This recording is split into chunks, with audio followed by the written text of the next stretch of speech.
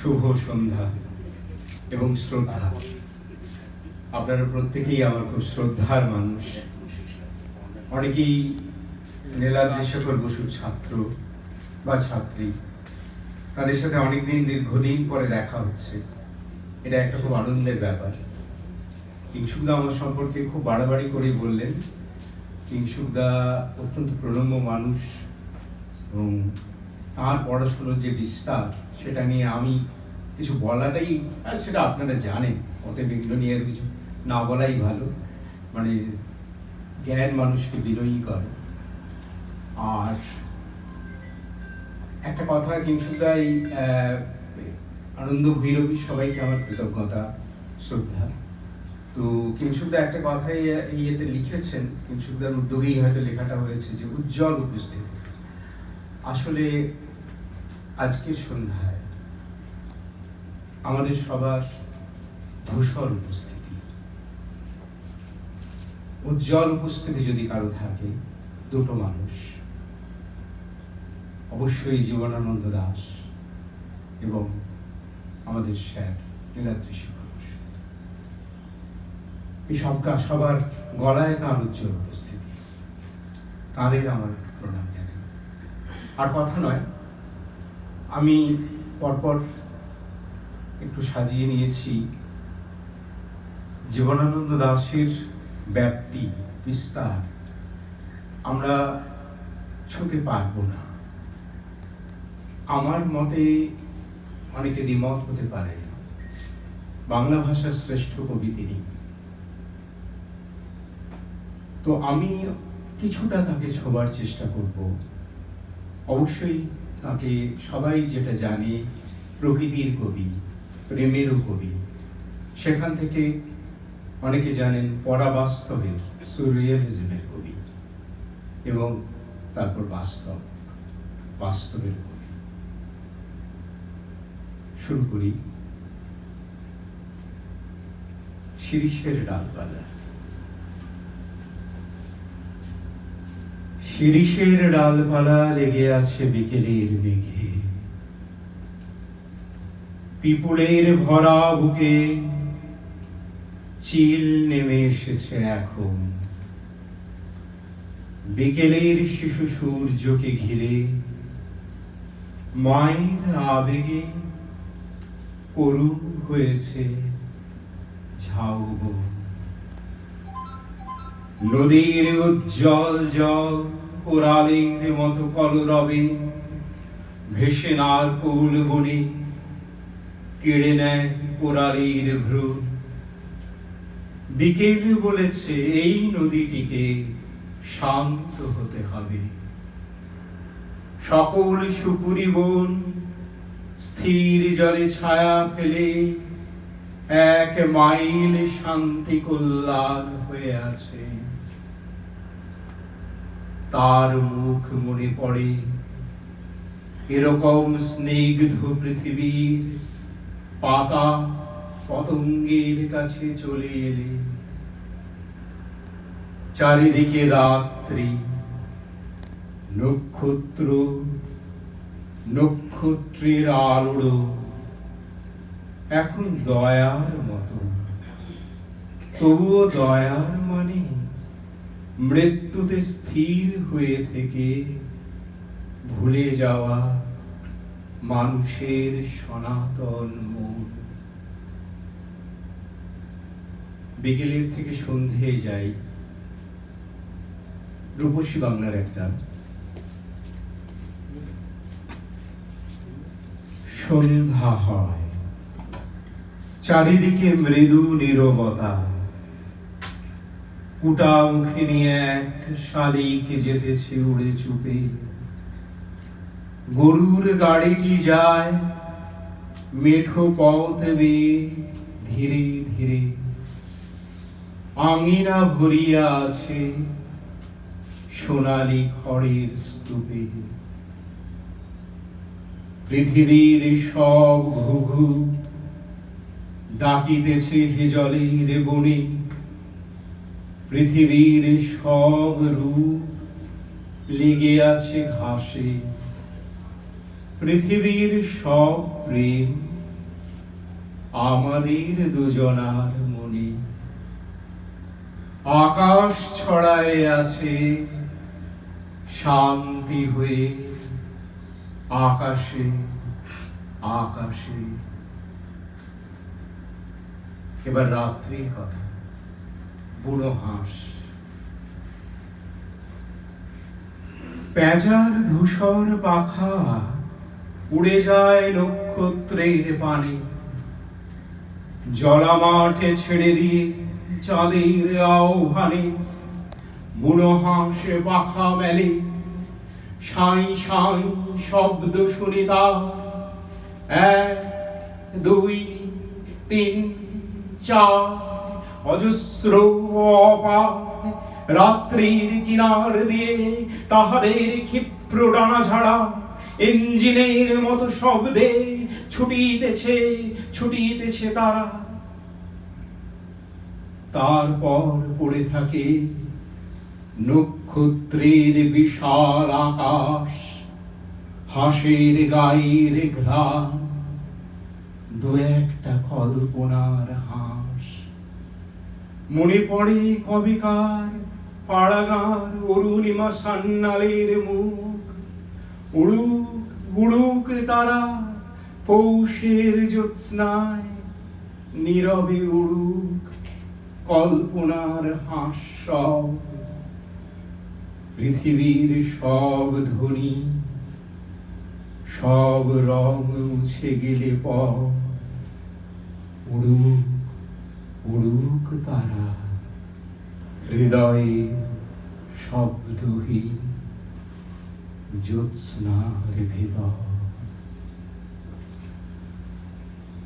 এবার যে কবিতায় রাত্রি কবিতা, কিন্তু প্রকৃতি থেকে পরাবাস্তবে, এবং এই পরাবাস্তবে এটা আমার মনে হয় বাংলা ভাষার অন্যতম শ্রেষ্ঠ কবিতা, হাওয়ার রাত।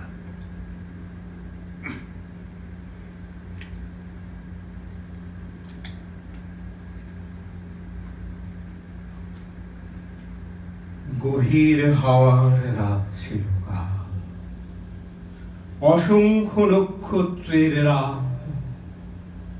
সারা রাত বিস্তীর্ণ হাওয়া আমার মশারিতে খেলেছে, মশারিটা ফুলে উঠেছে কখনো মৌসুমী সমুদ্রের পেটের মতো, কখনো বিছানা ছিঁড়ে নক্ষত্রের দিকে উড়ে যেতে চেয়েছে। একবার মনে হচ্ছিল আমার আধো ঘুমের ভিতর হয়তো মাথার উপরে মশারি নেই আমার, সাথী তারার কোল ঘেঁষে নীল হাওয়ার সমুদ্রে সাদা বকের মতো উঠছে সে। কাল এমন চমৎকার রাত ছিল, সমস্ত মৃত নক্ষত্র কাল জেগে উঠেছিল। আকাশে এক তিল ফাঁক ছিল না, পৃথিবীর সমস্ত ধূসর প্রিয় মৃতদের মুখ সেই নক্ষত্রের ভিতরে দেখেছি আমি। অন্ধকার রাতে অশ্বত্থের চূড়ায় প্রেমিক চিল পুরুষের শিশির ভেজা চোখের মতো ঝলমল করছিল সমস্ত নক্ষত্রেরা। জ্যোৎস্না রাতে ব্যাবিলনের রানীর ঘাড়ের উপর চিতার উজ্জ্বল চামড়ার শালের মতো জল জল করছিল বিশাল আকাশ। কাল এমন আশ্চর্য রাত ছিল, যে নক্ষত্ররা আকাশের বুকে হাজার হাজার বছর আগে মরে গিয়েছে, তারাও কাল জানালার ভিতর দিয়ে অসংখ্য মৃত আকাশ সঙ্গে করে এনেছে।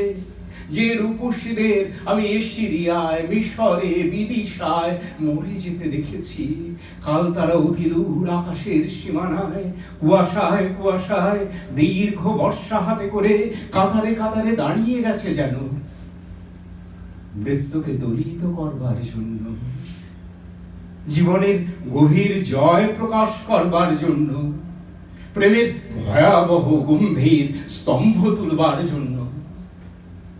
আড়ষ্ট অভিভূত হয়ে গেছি আমি। কাল রাতের প্রবল নীল অত্যাচার আমাকে ছেড়ে ফেলেছে, যেন আকাশের বিরামহীন বিস্তীর্ণ ডানার ভিতর পৃথিবী কীটের মতো মুছে গিয়েছে কাল। আর উত্তুঙ্গ বাতাস এসেছে জানালার ভিতর দিয়ে সাঁই সাঁই করে, সিংহের হুঙ্কারে উৎক্ষিপ্ত হরিত প্রান্তরের অজস্র জেব্রার মতো। আমার হৃদয়ে ভরে গিয়েছে বিস্তীর্ণ ফেল্টের সবুজ ঘাসের গন্ধে, দিগন্ত প্লাবিত বলিয়ান রৌদ্রের আঘ্রাণে, মিলন উন্মত্ত বাঘিনীর গর্জনের মতো অন্ধকারের চঞ্চল বিরাট সজীব রোমশ উচ্ছ্বাসে, জীবনের দুর্দান্ত নীলমত্ততায় আমার হৃদয় পৃথিবী ছেড়ে উড়ে গেল নীলহার সমুদ্রে, স্ফীত মাতাল বেলুনের মতো গেল উড়ে। একটা দূর নক্ষত্রের মাস্তুলকে তারায় তারায় উড়িয়ে নিয়ে চলল একটা দুরন্ত শকুনের মতো। এবার বাস্তবে ফিরি।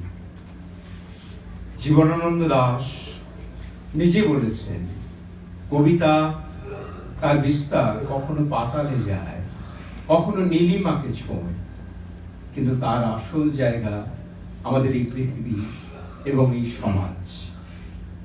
এবং তার অসাধারণ যে কাল চেতনা, সমাজবোধ এবং অন্তজ মানুষ, যাদের আমরা আজকাল সাবালটার্ন বলি, তাদের প্রতি তার কি সহমর্মিতা, সমমর্মিতা, সেই আমার শেষ নিবেদন। এই সব দিন রাত্রি